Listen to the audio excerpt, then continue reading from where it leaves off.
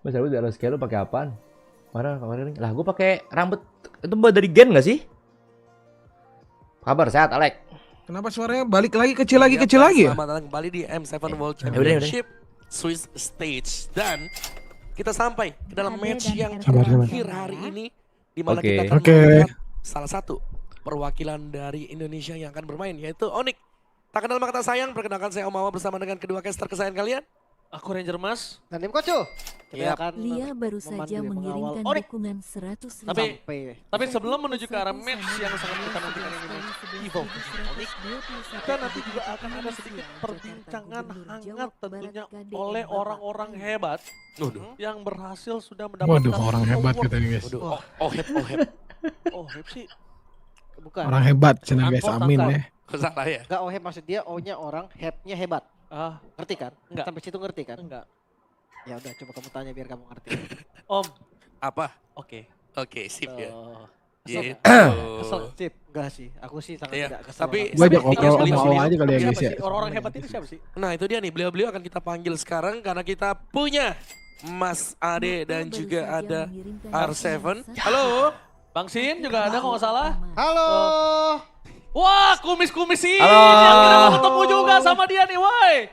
Halo, halo Mas Ade, halo Bang R7. Halo, Om Awa, halo Bang Lim Kocul yang tengah, biarin aja udah gede. Wah, Bagus. kurang ajar kumis-kumis satu ini nih. Apa kabar Mas Ade? Bang R7 apa kabar? Alhamdulillah sehat. Sehat. Wah. Sehat. Jelaskan suara ini ya. Jelas. Nggak kedengeran lu. Nggak nanya, main tengah. Ada nggak suara? Halo? Ada aman. Pertama mungkin selamat dulu ya buat Mas Ade, buat Bang R7 juga menjadi peringkat pertama dan kedua ya. Wah, cair. Alhamdulillah. Peringkat pertama cair. Oke. Mantap. Boleh lihat mana medalinya dong? Udah sampai kan? Medali apa? Medali ini dong. Awardingnya ada nggak? Awarding. Udah dikirim belum? Ah, dikasih wording. Emang ada? Ya. Kalian ada, itu juara belum pertama dan dilihat. juara kedua loh. Enggak, maksudnya dapat Nanti dapat berarti. ininya. Udah apa? Plakatnya. Ada medalinya nanti. Plakat. Ada, Mana? ada. Belum? Ada. Belum, Masa? pokoknya nanti kali mungkin Mungkin- dicek dulu kali. Wah, kagak rumah briefing baru. kan ini. Bukan lo alamat rumah baru. Nih emang si Ranger emas kiloan ini suka ngadi-ngadi nih. Gak ada, belum ada ini. Musuh gue nih kalau di streaming nih. Oke. Tapi mungkin dari Mas Ade dulu ya. Kira-kira apa nih sepanjang dari M6 sama MSC apa yang kira-kira bisa di-highlight? Yang bisa di-highlight adalah ya apanya nih?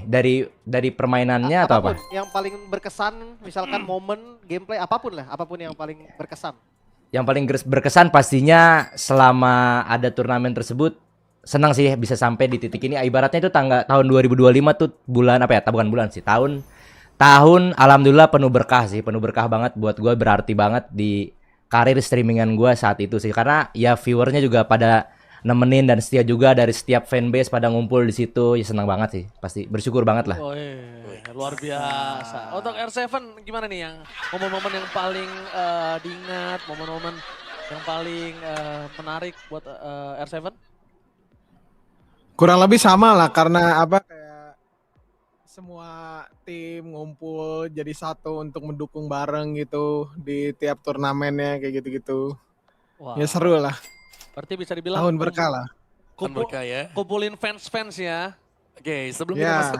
sebelum kita masuk ke main topik kita nih ya, pesan-pesan buat fans yang udah setia nonton, buat Mas Ade dulu deh. Oke, pesan-pesan yang paling penting adalah terima kasih yang udah nonton, yang udah nyisihin waktunya selama 2025 kemarin. Semoga hal apa ya, maksudnya mereka kan udah support kan, dalam artian mereka udah baik kan, udah baik banget sama gua selama ini, selama di tahun kemarin dan tahun kemarinnya juga. Apapun itulah pokoknya dari awal gua streaming pun terima kasih. Semoga mereka bisa sukses dengan caranya masing-masing lah. Amin. Kalau dari R7 sendiri, pesan-pesan buat fans yang sudah setia nemenin sepanjang tahun 2025 kemarin. Ya buat yang udah nonton kayak gitu-gitu ya semoga bisa mendapatkan ilmu dan yang mengejar mimpinya untuk menjadi pro player semoga kesampaian lah. Oh ya, amin. Karena Amin, banyak banget doa yang baik mimpinya ya. jadi pro player. Oke, kali ini kita akan masuk ke main topik nih. Untuk si Mas Ade ini dulu ya. Mas Ade, Turun. sebagai analis yang luar biasa. Ya, Betul. papan atas. Betul, oke. Dapat lo kumis ya. Sombong. Ini, melihat Onyx sampai di posisi yang agak cukup terancam kali ini, sebenarnya expect gak sih sampai Onyx di posisi ini? Sebenarnya kalau bilang expect sih ketika main dia di first match-nya di M7 ini udah ekspektasinya ada sih kan. Kalau misalnya sebelum-sebelumnya ya mungkin dia nggak expect kan, terakhir kan tracknya itu kan di MPL itu kan mereka kan sama di GOF itu kan dia kuat banget kan, Juara. rapi gitu ya. Betul, betul. Nah sekarang tiba-tiba pas first match mereka agak-agak struggling. Ya walaupun ini kan turnamen internasional kan, berarti kan champion semuanya yang pada ikut di sini kan semua champion kan. Ya mungkin nggak tahu sih ada problem apa di early-nya tuh kayak ada yang beda gitu dari Onyx. Jadinya kayak bukan ngelihat Onyx seperti biasanya. Oke, Gitu aja sih. berarti pas lihat Busquets pertama ya, itu Mas Ade langsung, wih apa nih gitu, ada yang something gitu ya. Ada yang something. Kayak nggak smooth gitu loh, kayak bukan Onyx seperti biasanya gitu. Oke, nggak harus late game lah kasarnya. Nah, kalau untuk R7, apakah expect atau tidak? Karena kalau gue jujur tidak gitu loh. Kalau gua ngelihat dari segi gameplay dan draftnya sebelum masuk ke M series kan emang Onyx udah memperlihatkan gameplay yang kuat juga gitu kan. Jadi secara nggak langsung itu kayak emang udah kebaca sama musuhnya sih. Jadi emang menurut gua tuh lagi struggle aja Onyxnya gitu. Oke, tapi Dari masih pede segi gak? draft itu ngaruh ke gameplaynya. Tapi masih pede gak nih untuk Bang R7? Pede lah. Kalau misalnya emang dia udah evaluasi dan berani keluar zona nyaman, harusnya mereka menemukan hero yang baru ya. Karena kan emang roster-rosternya monster semua ya. Memiliki individual yang bagus. Jadi ya harusnya bisa sih Dream team ya. bisa membawakan sesuatu yang baru gitu. Enggak yang itu-itu aja gitu. dibilang. Oke, sesuatu yang baru nih. Tapi ya kira-kira ya sesuatu yang baru nih. Hal apa yang harus segera nih dilakukan dengan Onyx untuk bisa keluar mungkin ya dari situasi kayak sekarang kan udah pressure banget ya. Banyak terpaan dari luar juga. Nah apa yang kira-kira harus dilakukan dengan Onyx nih di situasi sekarang nih R7? Kalau itu kan tergantung dari tim masing-masing ya. Itu kan jam terbang kayak kalau mau dilihat contohnya kayak contoh Yazuki main Leomord gitu. Gimana cara timnya ngerti play around Leomordnya gitu. Ditambah Freya. Ya kalau misalnya dilihat dari kemarin Onyx itu ketika Kairi pakai Leomord belum terlalu power gitu. Atau timnya mungkin belum ngerti play around Leomordnya gitu loh. Oke. Jadi emang harus lebih kayak memahami draft as a timnya juga gitu. Gimana cara eksekusinya gitu. Yang fit in Agar sama perangnya Onyx ya. itu ya. Oh, yang fit in sama Onyx. Oke, tapi Mas Ade, coba Mas Ade kalau misalnya diubah posisinya Mas Ade di dalam satu komposisi tim Onyx juga sebagai staffnya, apa yang mungkin Mas Ade sarankan untuk Onyx gitu loh? Wah, langsung telepon. Yep. Kan ada, kemarin udah muncul. Udah muncul. Enggak. gitu loh. Kayaknya kalau dari staff ya. Staffnya apa dulu nih? Berarti dari analis atau apanya nih? Mas Ade kan, Mas Ade Coaching ini staff kan deh. ini. Coaching staff, ahli. oke. Iya. Ya kalau dari analis pastinya ada, kalau misalnya gue lihat sih ada small detail yang missing dari mereka sih. Misalnya kalau dari draft kemarin ya ada beberapa kali yang momen Kadita itu kan kalau pada marah-marah, kenapa Kadita nggak glowing bang? Nah pada marah-marah kan. Di itu kan. Nah sebenarnya sih ada miss draft mungkin di awalnya ya. Cuma overall sih kalau dilihat dari gameplaynya dari hari pertama sampai hari ini ya, berarti kan sekitar 3 match ya. Kayaknya kalau kesalahan itu sebenarnya ada di early game-nya aja sih. Early game-nya tuh kayak bukan seperti biasa kita ngelihat Suns atau Keyboy pada umumnya sih. Kalau dilihat ya. Jadi kayak nggak masuk gitu kan. Tadi kan R7 sempat mention kan cara main Leomordnya bagaimana timnya bisa ngerti gitu kan. Nah, berarti tandanya ada kesalahan dong dari cara mainnya Onyx ini kan. Berarti kenapa mereka tuh nggak sinkron seperti biasanya gitu kan. Kayak gitu sih Nah, biasanya Onyx small detailnya sih harusnya kayak gitu. Cuma kalau dari Miskomunikasi? intinya kenapa komunikasi kan kita nggak tahu nih komunikasi. Bisa juga komunikasi jelek dia bisa juga jadi misplan gitu di awalnya harusnya kesini atau enggak dia over kayak kemarin kan siapa tuh Kaleanya bisa lompat ke depan gitu kan akhirnya kan itu jadi agak ketinggalan kan ngasih spike ke musuh ya gitu-gitulah. Kayaknya ada something di trio mid-nya ini sih. Sama XP-nya juga sih XP-nya. Sama aja sih. Kenapa itu? Kan kemarin ada permainan yang sangat baik dari Lutfi atau Oci itu. Oh gitu? Iya, Oh iya. Ya sebenarnya ada beberapa misplay sih. Sebenarnya ada beberapa misplay sih. Bahkan di Baik, Godland juga oke, sebenarnya Mas memang Ade. kayaknya timnya lagi kurang perform aja sih sebenarnya overall ya.